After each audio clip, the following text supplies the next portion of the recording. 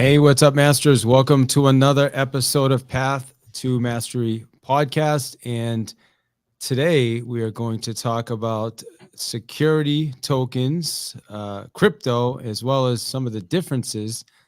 And which I think, I didn't even realize there was a difference till recently. And so I think this is going to be a great educational opportunity and episode for you guys. So excited. Make sure you tune in. And today we're with Mr. Brian Esposito. What's going on, Brian? Hey, David. Doing well today. How about yourself?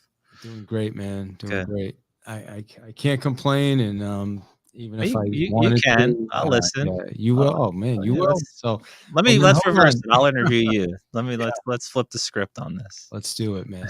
So all right. No, we're kidding.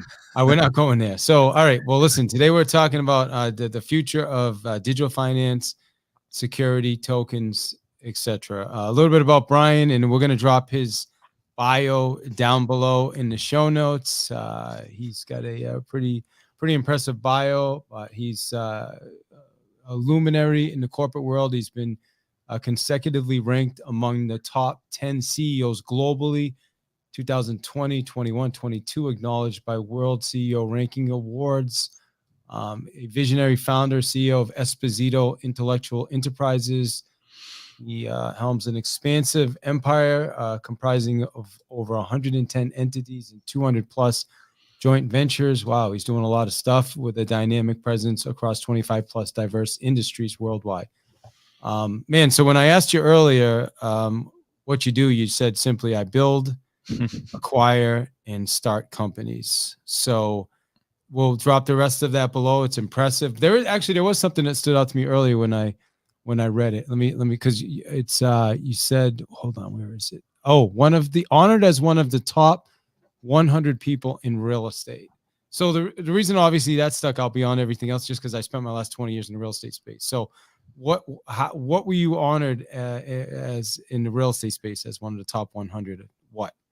A lot of it has to do with the idea of tokenization of real world assets and looking at these dormant or distressed assets that don't have liquidity. A lot of the structures have been GP and then go out and raise LP money to create a fund. And maybe you're doing a hotel development, a real estate development, maybe you're just buying a commercial building.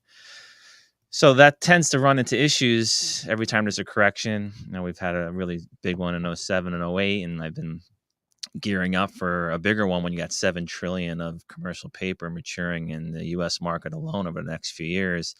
What are you going to do when there's no liquidity in the market and banks don't want these properties back? And how do you help the building owner or the GPs, or how do you get the LPs out of their investment? So that's the idea of utilizing these new technology, blockchain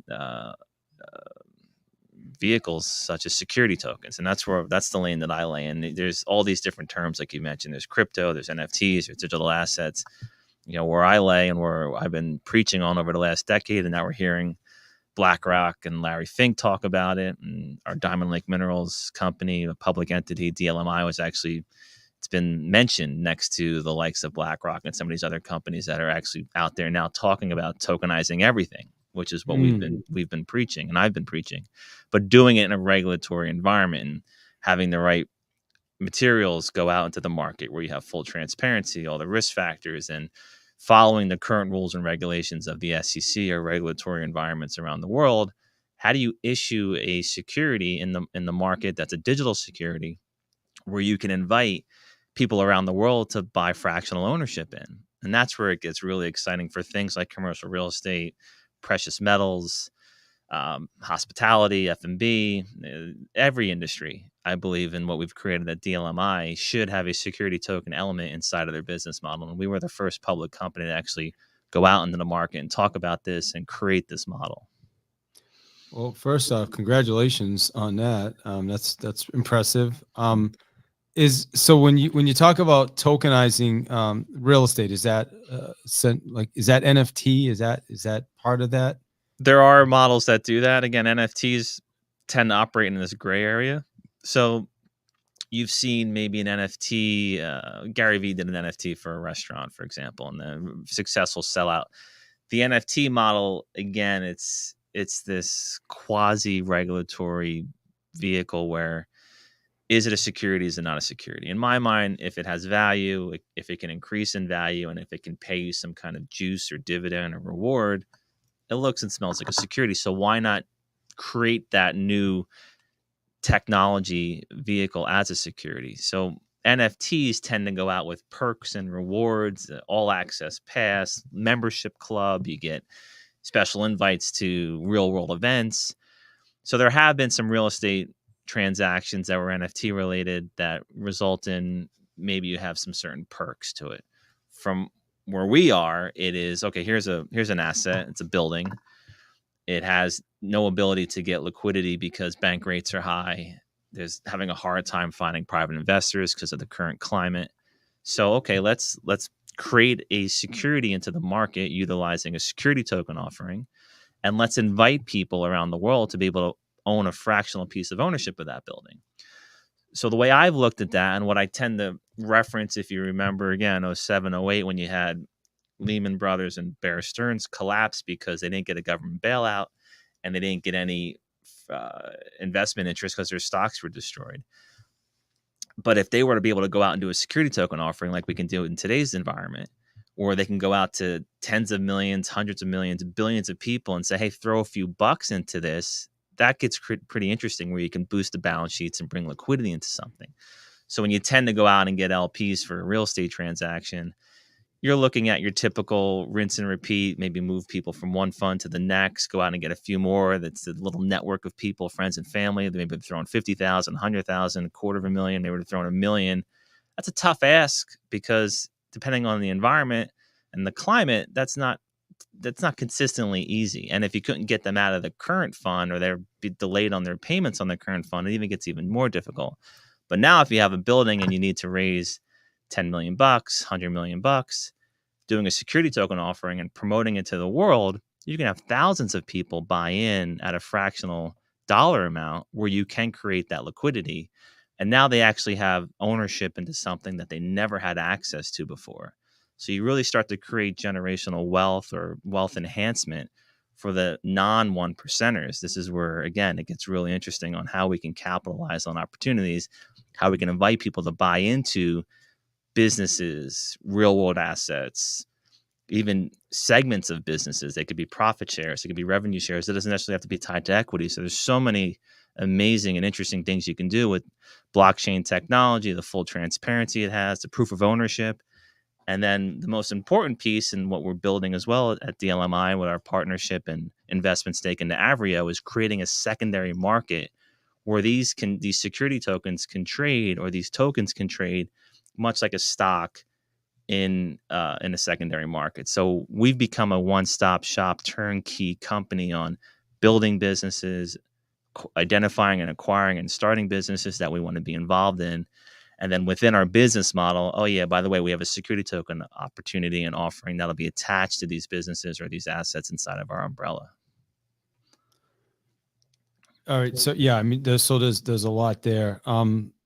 I do want to go back a little bit to the real estate though. When you mentioned the 2007, 2008.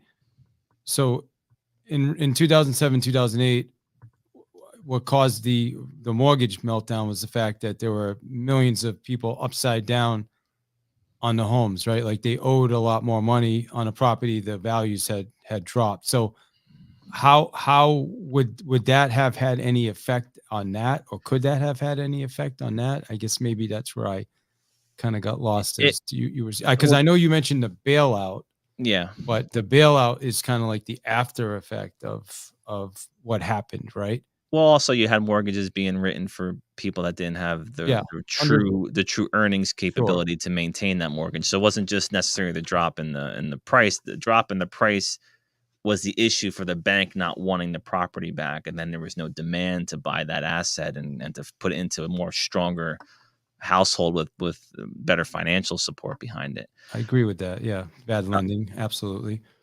So yes, the security token or the tokenization of residentials is definitely there. That would be more of an opportunity where you could do a security token offering for a fund to bring in capital to help support maybe a division of a bank that wants that has a lot of bad paper coming due. What are they going to do with it? and they want it off their balance sheet, there's a way to go out to the market now, to a global market, and say, hey, for the first time, even though you can't buy our public stock or you can't invest into our company, you can be part of this new fund by buying a security token offering, where we're going to go out and identify maybe distressed residential assets, or a market where we believe that there's really true value. It's just hitting a little bit of a bubble or a blip. My description is more on the commercial real estate side. That's where I see a huge opportunity for companies like us, and our focus on commercial real estate, and then working with partners that are in that space to help provide liquidity by utilizing our experience in building and creating value for assets and real world assets, but also now our expertise and ability to go to a global market and bring in liquidity and capital to offset a building owner or a group of people that own a building or a property, or a real estate development project that has hit a standstill because cost of construction's high, bank rates are high. There's a ton of issues out there, but issues are great when you have the opportunity to value them and bring in solutions, which is what I've been really good at for my entire career. And I think that's the biggest opportunity for tokenization and really moving the needle for what we're doing at Diamond Lake Minerals, to show the world how we can really help provide a solution for bubbles that burst, distressed assets, and invite a global community to help offset that volatility. So, all right. Can you give us an example? Like, what would be, is there a token, like an example of a token that exists, and like, what would it be called? How would somebody get into it? There's a great one out in the market right now called Unicoin. Love the leadership there and what they're doing, and they're converting building owners and property owners to hand over their asset, and they're taking the Unicoin token. So that they've proven a great model, and I think they've transacted 1 to 2 billion already in escrow of these types of transactions. That's amazing. 1 to 2 billion is a lot of money, but when you look at in North or in the U.S. alone, you have 7 trillion of this paper coming due. You need a lot of companies like Unicoin. You need a lot of companies like DLMI, and what we're focused on. So that's where we see a huge opportunity. And back in the day, that was one of the biggest moves that soared BlackRock, to go out and pick up all these distressed assets and create a huge opportunity in the upside when the markets came back. So we can't be a solution to all 7 trillion, but for us as a public company, and being diligent in identifying properties that we see tremendous value in, and we identify property owners that want to partner with us and work with us and allow us to bring liquidity into their building while they're waiting for their tenants to come back and the rents to come back. And there's an opportunity right now to really be involved in this space at a huge level, based upon, again, who we are, what we're doing. We've got iconic advisors that are supporting me and our great team. You have the chairman of Colliers, Brandon Fugels, one of our iconic advisors, an amazing, brilliant guy. We have Raul Liel, who he was the CEO of Virgin Hotels for a decade, went into retirement for a minute, and then got brought out of retirement by SH Hotels and Resorts. So he's the CEO of One Hotels, Baccarat, Treehouse Resorts. So we've got this tremendous access into hospitality, commercial real estate. Mike Malik Sr., he brought gaming into all the Indian reservations over the last, since they began to have them, very heavy into real estate development. So, unfortunately, the world is very wired by who you know, and that's how you can get things to happen. And I tend to hate that's the way that the world is, but that's the reality. So anybody listening, always keep building your network, keep making relationships, nurturing relationships. That is truly your value and your pulse when you want to try to get things done and make a deal happen. And for us, we're focused heavily on commercial real estate. We've identified a bunch of other industries that DLMI will be heavily focused in. Structure here is very old school GE conglomerate. We're a multi-operating strategy company. And so we just want to be very smart as to what industries that we get involved in, what companies we bring into our umbrella. And then again, with our advisors, we got fantastic ones across multiple industries, utilizing that access, that experience, and that network to help fuel these companies, grow these companies, reward our shareholders. And oh, by the way, we have a security token component built into the business model. So I'm thinking about, I'm part of a group. We have a 20 unit property in Rhode Island, and there's 20 of us that all put in $100K, and we're obviously somebody manages it. We get our disbursements every month, et cetera, right? How would that be different? Like, just to use that as an example, like if we decided we were going to tokenize that, is that kind of in line with what you do, but just at a higher scale? Yeah, I mean, that's a perfect example. So it's an exit or liquidity for you and your other co-investors in the event that you can't get out of that building, or you want to get out of a portion of that equity ownership. You can invite, again, a global audience to buy into that property.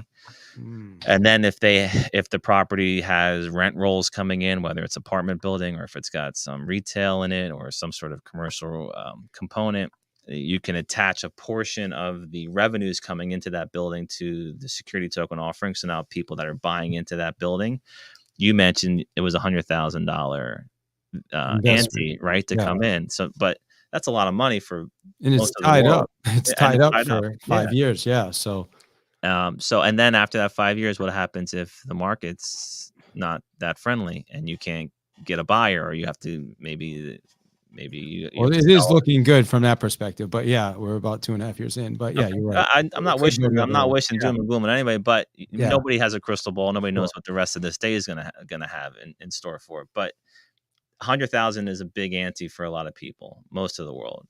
But if you went to a security token offering and you can go, hey, let me bring in 1,000 people or 10,000 people to throw in, was it $10? That's interesting, right? It frees up liquidity. So they're able to come into something for fractional ownership, be part of that asset class, have real tangible ownership to it, and have the ability to make that 10, 100,000 bucks worth, I don't know, 20, 1,000, 10,000 bucks, depending on the value of that property.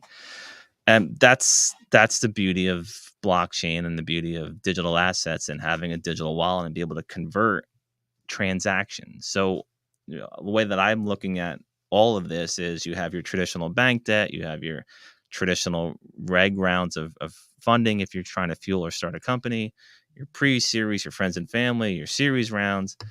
All of this is a recipe for something delicious. And now, okay, let's also bring in this thing for security tokens or tokenization. So for me, it's not, oh, it's all tokenization, that's all we're going to do. No, there's a nice hybrid of diversifying all these different channels and figuring out what is the best for your profitability, what is the best for your margins, what is the best possible solution for that building or that investment or that asset that you want to invite other dollars to come in and participate in it. So, I know tokenization is the future, but also we have to blend in all the other traditional means of debt and capitalization and investment. So as I'm thinking about, like, to be honest with you right now, I if I could get the money out, I would put it into Bitcoin. To me, that would have been a better investment, right? But at the time, I wasn't thinking about Bitcoin. Well, But I anybody can't. can say So, that Monday yeah, morning of quarterbacking course. it. Yeah, So, and you shouldn't do that. 100%. I'm sure Yeah. you just But go ahead. no, you're Sorry. right. I mean, obviously, the best time to plant a tree is 20 years ago, right? The next best Yeah. time is today. But I get that. But I'm just saying, at this moment, I would like to pull that, and I'll throw it into Bitcoin right now. I personally think that that's a much better place for that money. That's my thought. I don't know. You may disagree with me or not. I have no idea. I don't I can't I stopped becoming interested in other people's companies or like Bitcoin, for example, in 2016. I focus on investing into myself and my companies and my holdings. That's why I went all in and took over DLMI as CEO last August, because my life's work is I love creating value and I love creating opportunities. So Bitcoin, I hope it goes to $1 trillion. I'm not poo-pooing anything. I want people to create wealth. I want people to actually really enhance their lives. But where DLMI comes in is most of the wealth of the world doesn't understand Bitcoin. BlackRock has made it a little bit easier to be able to buy in, and all these other ETFs actually buy into it. Mm. But for us, it's okay. People are familiar with buying a stock. They understand the processes. They call their broker. They go online. They trade and buy a stock. They don't want to go and download a digital wallet. They don't want to go and put their KYC information into an exchange they don't trust. They trust Morgan Stanley, Charles Schwab, Sure.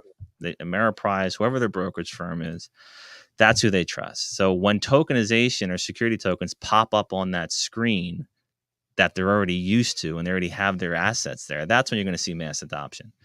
But for us, it's okay. We are heavy in that space. We are heavy supporting regulatory in that space. If you want to have a digital asset or you want to be part of this movement, look for companies and stocks like DLMI that are in this space, that are building companies, that are identifying great opportunities, and they have a digital asset and security token plan and strategy and execution in place. That's where we became the hybrid of that. That's where we became the gateway for the wealth of the world that want to be in this space but are not going to go through all the friction points. They look at us as a potential opportunity to have in their portfolio. I love it. What talk to us about the difference, because I know we kind of started there. Like how is it different than crypto? I'll give my simple explanation. I'm sure there's much deeper descriptions that people can do, but I like to try to keep things as simple and easy as possible. When you look at a crypto project, and I won't say all of them, but let's just say 90% of them, you really have no idea who's running that show, what's going on. There's no transparency. There's no quarterly updates. There's no annual filings, but there's transparency as to all of these wallets that are buying and selling and holding those types of cryptocurrencies.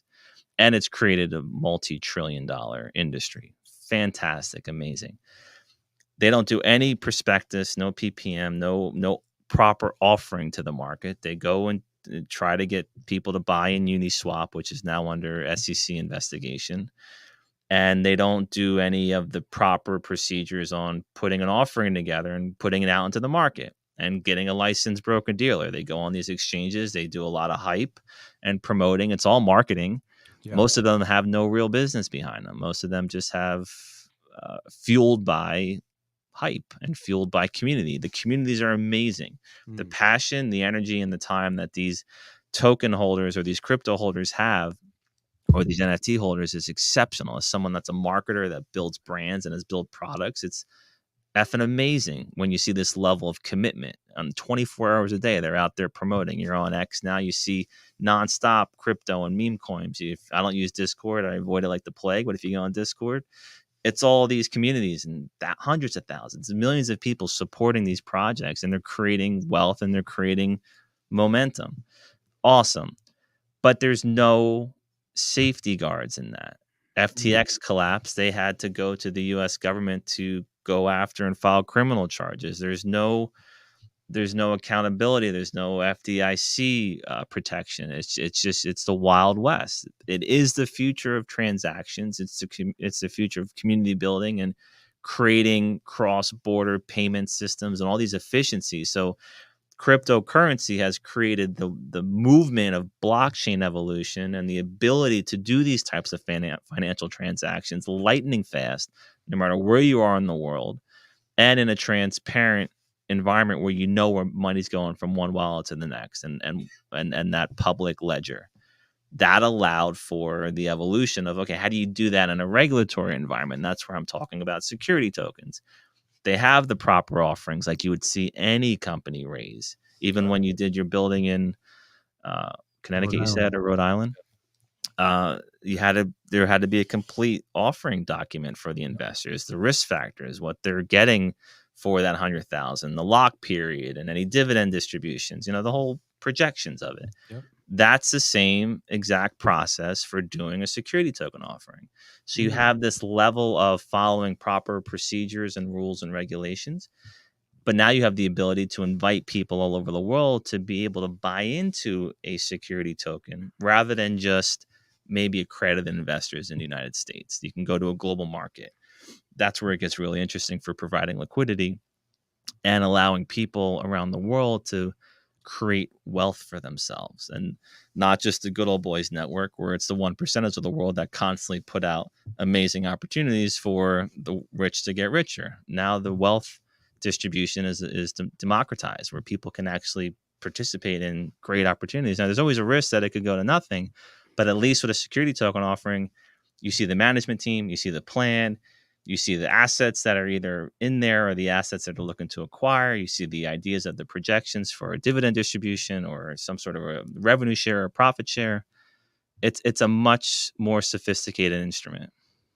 Sounds like it's more of a legitimized instrument, right? It's You would hope so. Yeah. I mean, well, yeah. yeah, I mean, it has to be if you're regulated versus non-regulated, right? Like or Well, part yeah, of yes and no. I mean, you had the Enrons those of the world. sure. So, but yeah, I would say it's 100% legitimate. But you also have to worry about the psyche of the leadership. So that's where it gets Yeah. like, yeah, But like you said, the wild, wild west. So, so I've just went through some experiences of, jumping into some spaces on X, getting, oh my God, this is so interesting listening, people with charisma and, they're pumping you up for hours and hours. And then, yeah, okay, I'll just go invest in this thing and it goes up. And then, 3 days later, it's gone. It's worth peanuts. You know what yeah. I mean? So I've That's seen that right. happen a lot. And so I've got to imagine at some point they're going to come down on that, right? Or is that, Yeah, I mean, they're picking and choosing. There's only so much enforcers that they can do. I think a lot of the bad actors have been shifted out thanks to some of the enforcement by the SEC and other regulatory agencies around the world. Like you had FTX collapse, Three Arrows, a couple other ones. Luna, I think was one of them.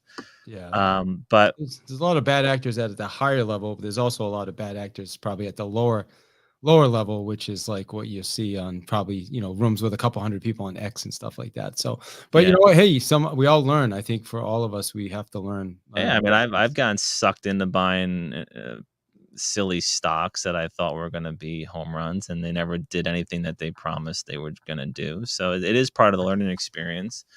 I mean, our hybrid approach at DLMI, I do love, and I anticipate what I hope to see in the public markets, and maybe we can be leaders in this. Is maybe it's not waiting 3 months to see what the quarterly report of that company is, because that's a risk, right? It also creates a interesting bet for a lot of traders to buy into something before the announcements, and then you see something skyrocket or something drop or something stay the same.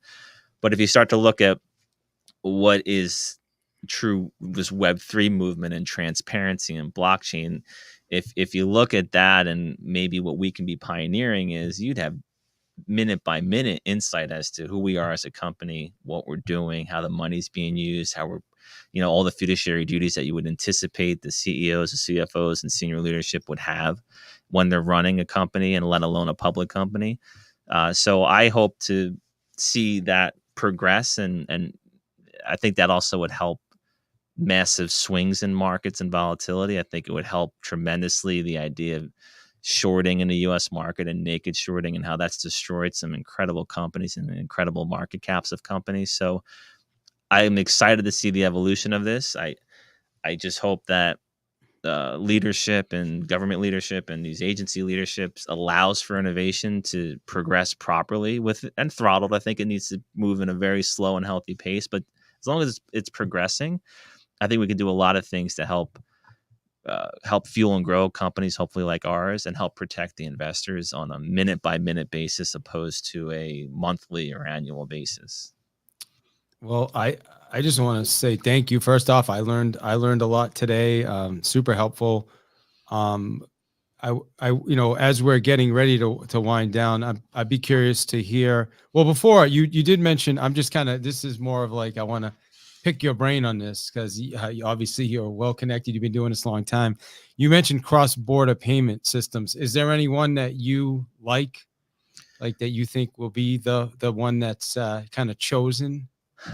I love a lot of them. I think if you look at MoonPay and Keith Grossman, their president, he was a president of Time Magazine for a long time. I love this guy. He's such a leader, and so the communities love him. They've done an amazing job creating a brand for payments on digital assets and clearing these payments in a legal framework and proper framework. So I love what they're doing. I think there's an amazing bank out of Puerto Rico called Zenas Bank. I think they're going to be very well positioned in a global market to be able to allow for creating a safe U.S. bank account for people around the world, and to be able to create savings accounts and create transactions with maybe some of their credit card processing companies or their merchant partners. Um, lot of interesting things happening. You also have to think about the trillions of dollars that historically are transacting in somebody's legacy payment systems. They're not going to want to see that disappear. So I'm sure there's a lot of lobbying going on to ensure that things slow down or don't happen. But there's been some major moves with those two companies I What, talked what, about. what do you think about XRP? I know we're not going to talk about this in the conversation about XRP, but what are your thoughts on XRP? Is that why you feel like they're being held back, throttled, or is it? Oh, I mean, they're definitely being picked on. I think they're doing a great job defending their stance. Um, but yeah, see, it's hard. I like to speak on fact and my experiences. I don't like to throw out opinions or thoughts Sure. because I don't know. But I feel like anytime there's innovation, it's or the intent on innovation, it hits a point where it stops or it's forced to stop because all the historical companies that were making money into that space need to figure out how do they convert this and adapt and continue to make money, and then the floodgates open, which I think you can look at BlackRock as an example of that. I mean, they were against this for a while. So was Citi and JP Morgan, but they're all coming out about tokenizing everything. I believe they were against this for a while because they had to figure out, okay, we know this is the move. How do we make money here? How does this work inside of our illiquid assets? How does this work inside of our holdings and our portfolio and our clients? Once they figure that out, open the floodgates. Now they're all in.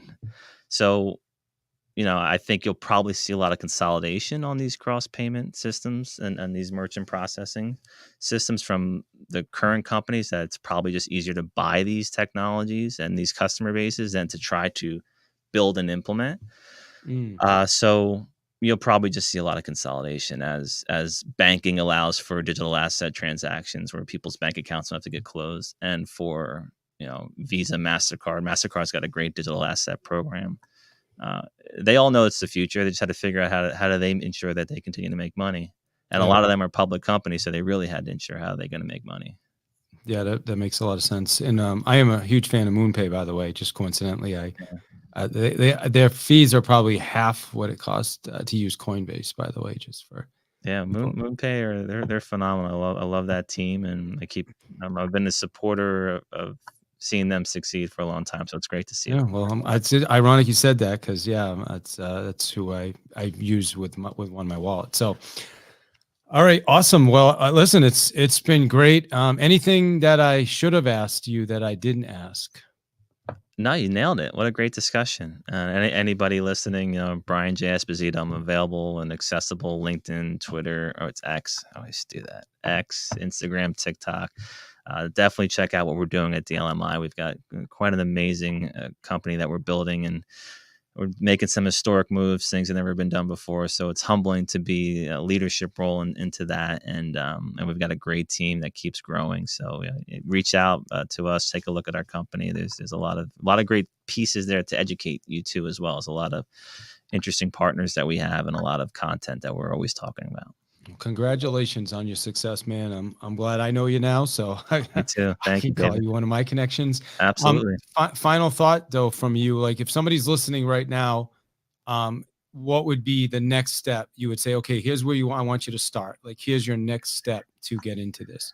Well, again, I wish they didn't use the word token when they said security token, because it's very confusing for a lot of people. Even the people in the know don't know all the ins and outs. So you have all these different terms. You have NFTs, cryptocurrencies, tokens, digital assets, security tokens. Look at security tokens. Look at what BlackRock is doing, and look how they've creating this tokenization vehicle for legitimate investments and capital flow into real world assets.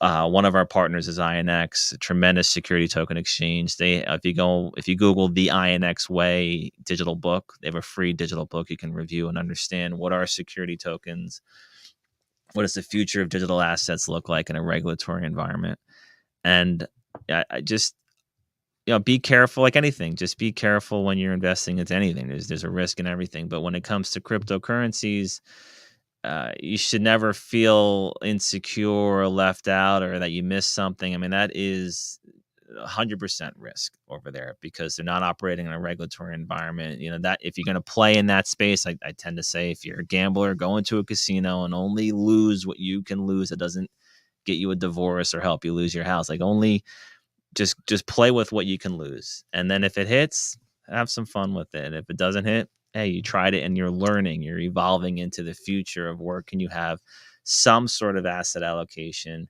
to digital assets. I'm a big believer in security tokens. There's some great cryptocurrency companies out there. There's a lot of great ones out there, but you really need to do your research, find out who's running these things, find out if they have real business models behind them, and they're not just the Dogecoin or any of these other coins that just create tremendous volume and liquidity and wealth transfer because of the demand. But where's the business? XRPs, there's a business behind it. There's the ability to create transaction fees. Like look at things like that have the chance of earnings and cash flows and not just relying on continuous marketing and hype to keep bringing in fresh new money. That's not, to me, a good bet. Awesome. So I guess final question. I know I'm gonna let you go, man. I'm here. I'm all yours. Keep hitting me. It's rather than you saying get out of here. This conversation's over. No, well, I appreciate it. I know we said about 35 minutes, so we're going on over 40 minutes now. So, but when it comes, like, as I'm listening to you, I'm just thinking, like, when you, like, there's meme coins, and then there's tokens, right? Like, completely different, right? Like opposite ends of the spectrum, essentially. Is that? You mean security tokens or crypto? Yeah, security tokens. Like what we're talking about right now. Night and day. Again, you can, if you hit the right timing and the right bet on a cryptocurrency, you can make a big score. I'm not dissing that as a way to try to generate wealth. Gambling, almost like a lottery ticket. Absolutely. Absolutely. But for me, and what I've been always doing is how do we do that, but in a way that it's approved by regulation. That's security tokens. So that's where the big difference is. Cryptocurrency, you can go on YouTube and launch a token today. It won't cost you much money or much time, and you can put a little marketing budget behind it, and maybe you'll make some money. That's dangerous to me because I just feel like that's a security for a lot of them, but they're not operating in the framework of a proper offering. And then my other concern, but again, BlackRock is helping this a lot, is okay, if you're trading in these things, but you have a regular US bank and there's still certain regulatory agencies are fighting cryptocurrency, and you're trading in a bank account where you're putting money into an exchange, you're taking money out, you run the risk of your account being frozen or your account being turned off. Like you just have to really just be careful as to what you're doing in your activity. And your life has to have all these different insurance policies around it. You have your health insurance, your life insurance. You need to have a financial insurance policy if you're playing with digital assets or cryptocurrencies that are in a gray area. Wow. And I'm a technologist since young teenager, so I'm not dissing any meme coins or cryptocurrencies. I just understand we're in an environment where that's not 100% legal, and I'm not saying it's illegal, but you're in this gray area. So one of the reasons why, again, the wealth of the world doesn't play in that space, because they're not familiar with it, they're not comfortable with it, they don't know how to get a digital wallet, all the things I mentioned before. But if they start to understand, oh wait, there's that, but in a security token, which is the future of a stock, a bond, a commodity, where it's in the same framework of a traditional stock or a traditional security, that's interesting. Maybe I don't want to do a security token per se, because I still have to download or work with a security token exchange like INX or T0 or Securitize or Avrio, one of the ones that we've took a big stake in. I don't want to do that yet, but I love what DLMI is doing. For example, they're building companies, they're operating correctly in a regulatory environment with security tokens. They want to stay in that lane of the law. I'll just hold the stock, because now I have a company in my portfolio that has a digital asset focus or a security token focus. So that's what we've created, and that's where maybe a lot of your listeners can see the work that we're doing, a lot of educating. Since I took over in August, it's been the last 6-7 months has been educating the market, who we are, what our position is, where I strongly believe the future is going, and how we're a bridge between that. Well, hey man, again, I just learned something else. So I just want to say thank you. Never even considered also that the government could just come in, or the IRS or anybody come in and just take over your account if they want to, right? I mean, there's so many things that could potentially go wrong. So yeah, just thank you. I have a much better understanding now, and hopefully everybody listening as well, the differences in some of these I'm not even gonna say assets. I mean, some of them are assets, some of them are just, I don't know what they are. yeah, exactly. Don't really know. But some people make some money on them, and most people lose money on them, to be honest with you. I know most lose, some make, so that's good. Well, again, what's the best? We got to do this again, man. I would love to, David. Thank you. I'm gonna educate myself again for the next couple of months on this, and I'm gonna get back with you again. What's the best way for people to get in touch with you? And thank you again for your time. And Brian J. Esposito, I get back to everybody. My private holding corporate site's EIE.rocks. So it's EIE.ROCKS. And then Diamond Lake Minerals, the public entity I took over last August. The ticker is DLMI, and diamondlakeminerals.com is the website. And we have all of our socials on every platform you can think of. And you can reach me directly. I love focusing on LinkedIn and X, so that's where you'll find me majorly. But Brian J. Esposito, I'll pop up and shoot me a message. Would love to hear from you. All right, perfect, man. Appreciate you. Thank you for your time. Thank you, sir. Have a good weekend.